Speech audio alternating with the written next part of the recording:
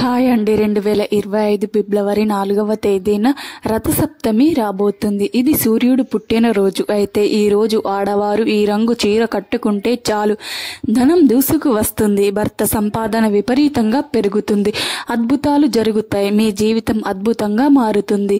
ఈసారి రథసప్తమి మంగళవారంతో కలిసి వచ్చింది. ఇలా కలిసి రావటం చాలా విశేషం. ఈ రోజుకు అతీత శక్తి ఉంటుందని శాస్త్రాలు చెప్తున్నాయి. సూర్యగ్రహణం కన్నా శక్తివంతమైన ఈ రథసప్తమి రోజున ఎన్నో అమృత గడియలు కూడా ఉంటాయి. ఇలాంటి అద్భుతమైన రోజున స్త్రీలు ప్రత్యేకమైన రంగులలో ఉండే దుస్తులను ధరిస్తే చాలు దీర్ఘ సుమంగళి యోగం కలుగుతుంది, కష్టాలన్నీ కూడా పోతాయి, మీ జీవితం అద్భుతంగా మారిపోతుంది, మీ భర్తకు మంచి జరుగుతుంది, మీ భర్త సంపాదన విపరీతంగా పెరుగుతుంది అని శాస్త్ర పండితులు చెప్తున్నారు. మరి రథసప్తమి రోజున ఏ రంగు దుస్తులు ధరించాలి అనే విషయాన్ని ఇప్పుడు మనం ఈ వీడియోలో వివరంగా తెలుసుకుందాం. ఫ్రెండ్స్, ఫస్ట్ అయితే ఈ వీడియోని ఎక్కడ స్కిప్ చేయకుండా చివరి వరకు చూడండి. అలాగే ఈ వీడియోకి ఒక లైక్ కొట్టి మా ఛానల్ని కూడా సబ్స్క్రైబ్ చేసుకొని మాకు సపోర్ట్ చేయండి. ఇక వీడియోలోకి వస్తే, రథసప్తమి రోజున కొన్ని నియమాలను కూడా పాటించాలి. అది ఏమిటి అంటే, ఈ రథసప్తమి రోజున ఉసిరికాయను చెట్టు నుండి కొయ్యకూడదు, ఉసిరికాయ పచ్చడి కూడా తినకూడదు. రథసప్తమి రోజున నలుపు రంగులో ఉండే దుస్తులు, నీలం రంగులో ఉండే దుస్తులు ధరించకూడదు. జుట్టు కత్తిరించుకోవడం, గోర్లు కత్తిరించుకోవడం వంటి పనులు చేస్తే దరిద్రం పడుతుంది. అదేవిధంగా రథసప్తమి రోజున నాన్ వెజ్ కూడా తినకూడదు. కాదని ఈ రోజు నాన్ వెజ్ తింటే రోగాల బారిన పడతారు, 7 జన్మల దరిద్రం పడుతుందని శాస్త్రంలో ఉంది. కనుక మాంసం కూరలు వండవద్దు. మాంసం అంటే చేపలు, మాంసం, రొయ్యలు, పీతలు, గుడ్లు, నత్తలు, ఈ కూరలేమి కూడా రథసప్తమి రోజున తినకూడదు. కాదని తింటే రోగాల బారిన పడతారు, జాగ్రత్తగా ఉండండి. పిల్లలు, పెద్దలు అందరూ కూడా ఉదయం సూర్యోదయం సమయానికి నిద్ర లేచి ఈ రోజు ఎట్టి పరిస్థితుల్లోనూ కూడా సూర్యోదయం అయ్యాక పడుకోకూడదు. మామూలు రోజుల్లో మీరు లేటుగా లేచినా పర్వాలేదు, కానీ ఈ రథసప్తమి రోజున ఈ ఒక్క రోజు మాత్రం సూర్యోదయం కంటే ముందే అరుణోదయ కాలంలో నిద్ర లేచి గత స్నానం చేసి ఆ తర్వాత సూర్యోదయం తర్వాత నిద్ర లేచేవారు రాక్షసులుగా జన్మిస్తారని పురాణాలు చెప్తున్నాయి. అందరూ కూడా సూర్యోదయానికి ముందే నిద్ర లేచి స్నానం చేసుకోండి. అలాగే ఈ రోజు కోపాన్ని అదుపులో పెట్టుకోవాలి, చెడు మాటలు మాట్లాడుకోకూడదు, దుష్ట ఆలోచనలు చేయకూడదు, దరిద్రం కలుగుతుంది. అలాగే ఈ రోజు తప్పనిసరిగా పాలను పొంగించుకోవాలి. అలా పొంగించడం వలన లక్ష్మీదేవి అనుగ్రహం కలుగుతుంది. అయితే ఈ రోజు పాలను పొంగించరో వారు ఇంట్లో దరిద్ర లక్ష్మి త్రిష్ట వేసుకొని కూర్చుంటుంది. కాబట్టి రథసప్తమి రోజున అందరూ తప్పనిసరిగా ఈ నియమాలను పాటించండి. ఎంతో పవిత్రమైన ఈ రథసప్తమి రోజున ఆడవారు ఆకుపచ్చ లేదా పింక్ కలర్లో ఉండే చీరను కట్టుకుంటే చాలా మంచిది. ఈ రోజు ఆడవారు ఈ రంగులో ఉండే చీరను కట్టుకుంటే మీ భర్తకు నిండు నూరేళ్లు ఆయుష్ కలుగుతుంది, ధనం దూసుకు వస్తుంది, కష్టాలు సమస్యలు పోతాయి, పట్టిందల్లా బంగారం అవుతుంది, రాజయోగం పడుతుంది, ఆర్థిక సమస్యలన్నీ కూడా పోతాయి, మీ మాంగళ్య బలం కూడా పెరుగుతుంది, భర్త సంపాదన పెరుగుతుంది, దీర్ఘ సుమంగళి యోగం కలుగుతుంది, ధనానికి లోటు రాదు, లక్ష్మీదేవి అనుగ్రహం మరియు సూర్య భగవానుడి అనుగ్రహం కూడా లభిస్తుంది. సంవత్సరం అంతా దేనికి లోటు రాకుండా ఉంటుంది. కనుక స్త్రీలు ఈరోజు ఆకుపచ్చ లేదా గులాబీ రంగులో ఉండే చీరను కట్టుకోండి.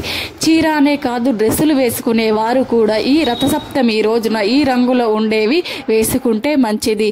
ఆడవారనే కాదు, మగవారు, పిల్లలు, పెద్దలు అందరూ కూడా ఈ రథసప్తమి రోజున గ్రీన్ లేదా పింక్ కలర్లో ఉండే దుస్తులను ధరిస్తే చాలా మంచి జరుగుతుంది, మంచి ఆరోగ్యం కూడా లభిస్తుంది, ధన ద్వారాలు తెరుచుకొని మీ సంపాదన మార్గాలు పెరుగుతాయి, ఖచ్చితంగా మీరు కుబేరులుగా మారే అవకాశాలు వస్తాయి. కనుక అందరూ కూడా ఈ రోజున ఈ రంగులో ఉండే దుస్తులను ధరించండి. ఇక ముఖ్య విషయం ఏమిటి అంటే, ఎట్టి పరిస్థితుల్లోనూ కూడా బ్లాక్ కలర్లో ఉండే దుస్తులు మాత్రం ధరించవద్దు. దీని వలన సంవత్సరం అంతా కూడా కష్టాలు ఎదురవుతాయి.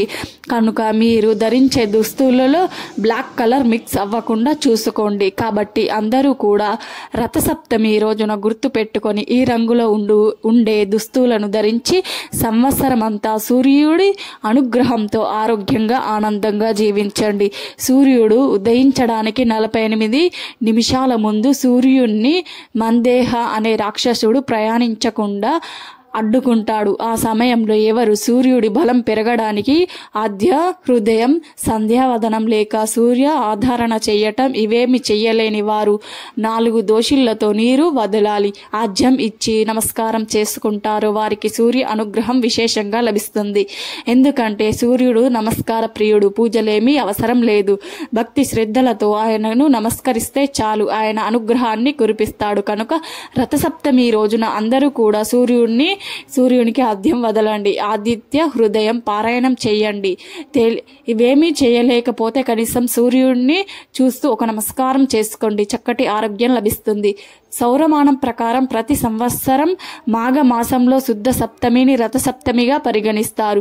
సూర్యుడు జన్మించిన పుణ్యతిథి ఈ రోజు. సూర్య భగవానుడు ఈ పుణ్యదినాన జన్మించుట వలన దీనిని సూర్య జయంతిగా కూడా పేర్కొంటారు. మాఘమాసంలో శుద్ధ సప్తమిని సూర్య సప్తమి, అచలా సప్తమి, మహాసప్తమి, సప్తమి అని పేర్లతో జరుపుకుంటూ ఉంటారు. పురాణాల ప్రకారం రథసప్తమి వ్రత విధానం చాలా ప్రాముఖ్యత కలిగి ఉంటుంది.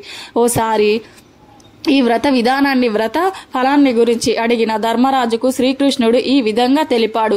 పూర్వకాలంలో కంబోజ దేశమున యశోదమునకు రాజు ఉండేవాడు. అతనికి ఒక కుమారుడు ఉండేవాడు. ఆ కుమారుడు ఎప్పుడు వ్యాధుల బారిన పడేవాడు. తన కుమారునికి వ్యాధులకు కారణం ఏమిటి అని రాజు బ్రాహ్మణులను అడిగాడు. అప్పుడు ఆ బ్రాహ్మణులు రాజుతో, రాజా, నీ కుమారుడు పూర్వజన్మలో పరమ లోభి అయిన వైశ్యుడు. రథసప్తమి మహత్యం వలన నీకు జన్మించాడు అని చెప్పాడు.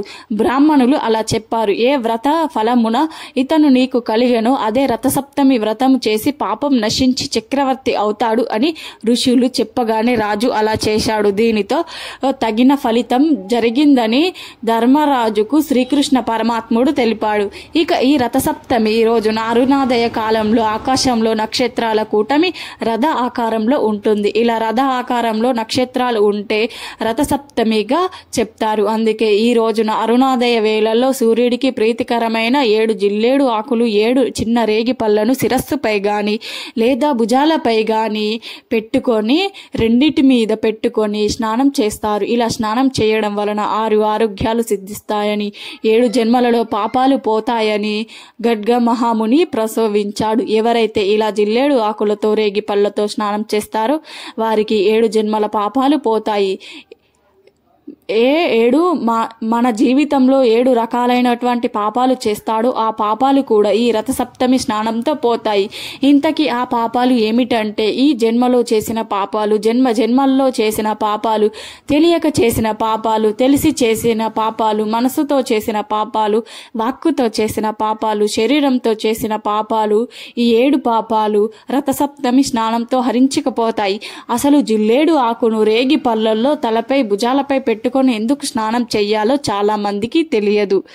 జిల్లేడు రేగి పళ్ళు సూర్య కిరణంలోని జ్ఞాన శక్తిని అధికంగా గ్రహించి నిల్వ ఉంచుకుంటాయి. కాబట్టి ఈ ఆకులను శిరస్సుపై భుజాలపై పెట్టుకొని స్నానం చేయటం వలన వీటిలోని విద్యుత్ శక్తి నీటిలోని విద్యుత్ శక్తిని కలిసి శరీరంలో ఆరోగ్యంపై ప్రభావం చూపించి మంచి ఫలితాలు ఇస్తాయి.